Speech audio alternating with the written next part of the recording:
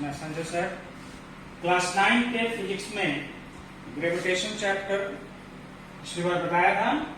आज उसी चैप्टर का टॉपिक है एक्सेलरेशन ड्यू टू ग्रेविटी। तो एक्सेलरेशन ड्यू टू ग्रेविटी क्या कहता है? एक्सेलरेशन ड्यू टू ग्रेविटी कहता है the uniform acceleration produce in freely falling body due to gravitational force of the earth is called acceleration due to gravity. जब uniform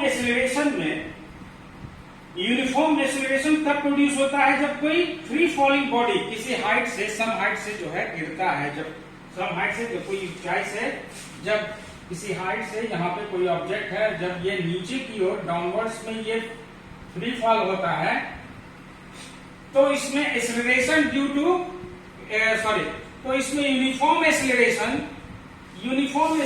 होता है। क्योंकि यूनिफॉर्म एक्सेलरेशन इसलिए होता है क्योंकि ये equal distance equal interval of time ये एक्सेलरेट करता है।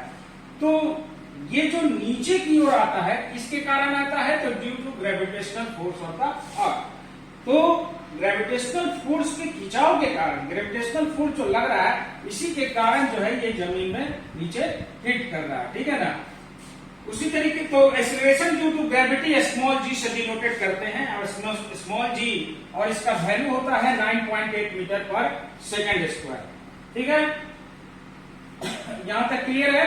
अब कहता है कि जब हम किसी ऑब्जेक्ट को ऊपर से ड्रॉपली अगर फ्रीली ड्रॉप करते हैं तो उसमें एक्सेलरेशन जो है 9.8 मीटर पर सेकेंड स्क्वायर लगता है। लेकिन जब कोई ऑब्जेक्ट को, कोई बॉडी को थ्रोन करता है वर्टिकली ऊपर, जैसे पत्थर ऊपर फेंके, जमीन से ऊपर फेंके पत्थर, तो क्या होता है कि उसमें एक्सेलरेशन जो अपवर्ड जब हम भेजते हैं अंडर को जाता है तो उसमें रिटार्डेशन, जब हम ऊपर की ओर कोई पत्थर फेंकेंगे यहाँ पे तो उस पर रिटार्डेशन लगेगा, है ना।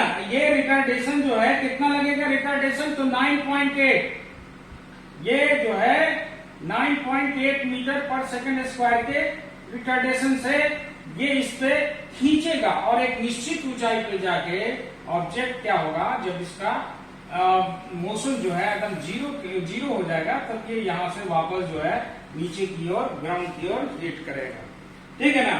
तो इस तरह से जो है हम इसके विषय में जानते हैं। तो लिखते हैं थोड़ा सा, एक सेकंड। कहता है when a body is dropped freely it falls with an acceleration of 9.8 metre पर सेकेंड स्क्वायर। जब कोई फ्री फॉल होता है किसी बॉडी का तो, है ना, तो इस पे एक्सेलरेशन जो है वो कितना लगता है 9.8 मीटर पर second square due to gravitational force of the earth.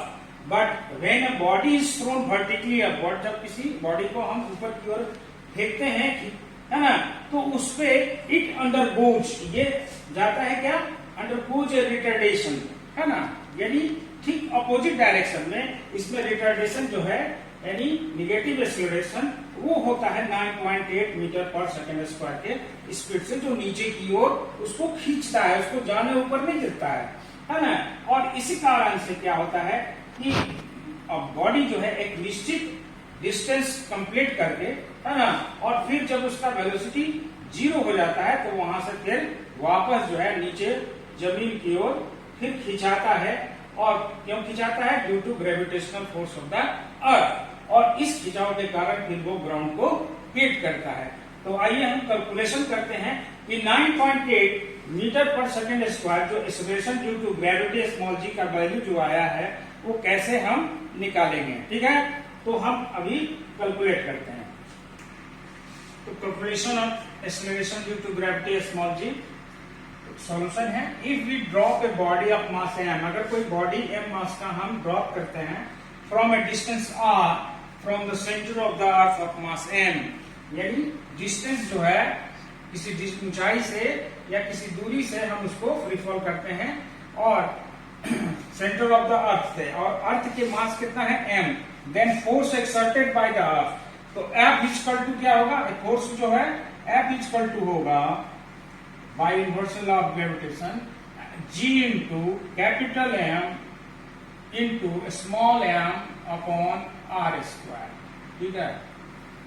G into capital M, mass of the earth m mass of the body, r distance from the center of the earth. ठीक है, तो ये हो गया r. यहाँ g क्या है? g small g gravitational constant. By Newton second law, by Newton second law क्या होता है? F equal to m a. F equal to m into a. तो put the value of F in equation 1. मान के चलिए इसको equation 1. Put the value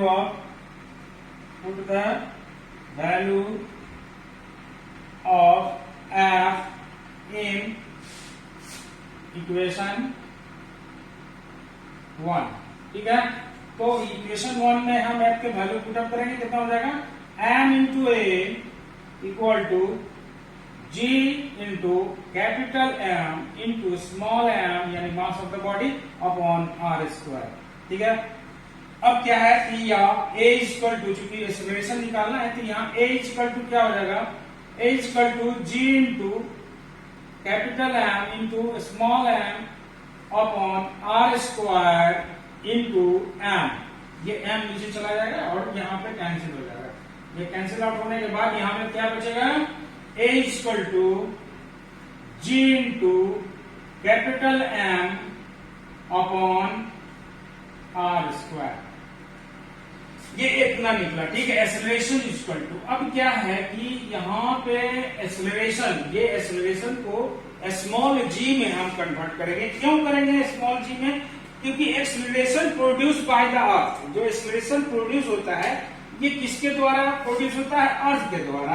तो acceleration produce by the earth is also known the acceleration due to gravity. तो यहाँ पे जो एक्सेलरेशन ए है ये क्या हो जाएगा? ये स्मॉल g. यहाँ पे देखिए, we know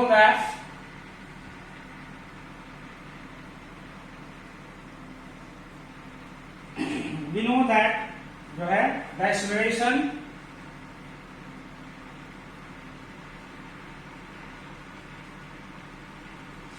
produced by the earth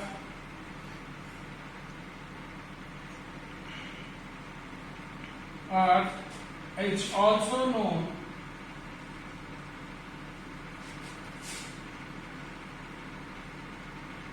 as acceleration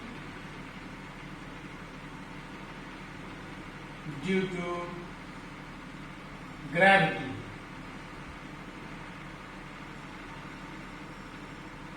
small g. Clear है? तो ठीक है ना, तो यहां पे जो है क्या हो जाएगा? सो ए की जगह यही ए है, तो ए की जगह क्या हो जाएगा? चूंकि एक्सेलरेशन जो है प्रोड्यूस बाय द अर्थ हो रहा है, तो यहाँ ए का जो एक्सेलरेशन है वो किस चीज में कन्वर्ट हो जाएगा? क्योंकि acceleration due to gravity, acceleration due to gravity यानी स्मॉल जी में. तो small g is equal to क्या हो जाएगा? Capital G into M upon r square. ठीक है, अब यहां जो है now we know that the value of capital G 6.7 into 10 to the power minus 11 Newton meter square, and mass of the earth we also known the 6 into 10 to the power 24 kg, and the radius of the earth is also known the 6.4 into 10 to the power 6 meter. तो आइए अब इसका calculation देखते हैं कि क्या आता है. Now G, capital G, universal law of gravitation value क्या है? 6.7 into 10 to the power minus 11 Newton meter square per kg square, and the mass of the earth m, capital M is equal to 6 into 10 to the power 24 kg, and the radius of the earth r is equal to 6.4 into 10 to the power 6 meter. ठीक है, तो यहाँ cap जी का value हम यहाँ पे put up कर दिए. तो स्मॉल जी यानी acceleration due to gravity 6.7 into 10 to the power minus 11 into 6 into 10 to the power 24 upon 6.4 into 10 to the power 6 का होल स्क्वायर. अब इसको हम कैलकुलेट करेंगे। तो क्या करें, 10 टू दी पावर माइनस 11 है वो नीचे चला जाएगा क्योंकि इनवर्स में है। तो 6.7 यह आ जाएगा 6.7 into 6 into 10 to the power 24, ठीक है। नीचे आ गया क्या, 10 टू दी पावर 11 इंटू, ये चूंकि 2 राउंड है स्क्वायर में है, तो 6.4 into 6.4 into 10 to the power 6, 2 बार ये 10 टू दी पावर 6 हो गया। अब इसको कैलकुलेट करेंगे, क्या होगा, 6.7 में 6 से मल्टीप्लाई करेंगे, ठीक है। तो 6.7 में 6 से मल्टीप्लाई करेंगे कितना आएगा, कैलकुलेट कीजिए। 6.7 into 6 that is equal to 40.0, तो 40.2 into 10 to the power 24 upon 6.4 into 6.4, ठीक है। 6.4 into 6.4 that is equal to 40.96, 40.96, ठीक है। कितना हो गया। अब यहाँ पे देखिए 10 कितना है 6, यहाँ पे 10 कितना है 6, तो 6 6 12, और यहाँ पे 10 कितना है 11, 12 यानी 12 और 11 मिलकर कितना हो गया 10 टू दी पावर 23।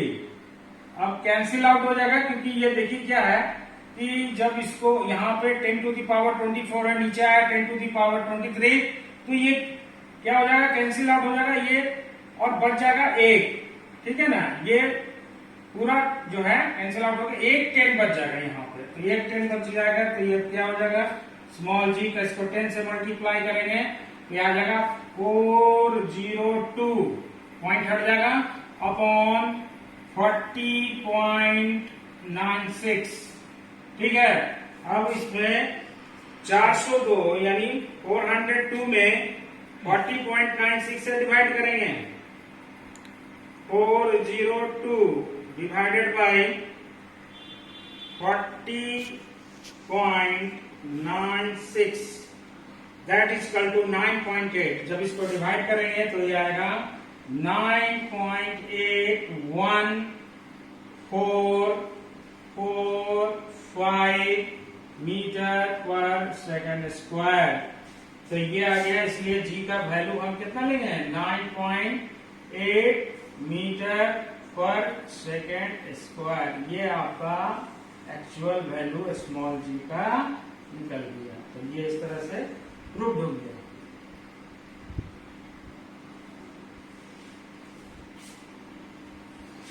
ठीक है, तो इस तरह से हम स्मॉल जी का वैल्यू निकालेंगे। कैलकुलेशन हमेशा याद रखिएगा।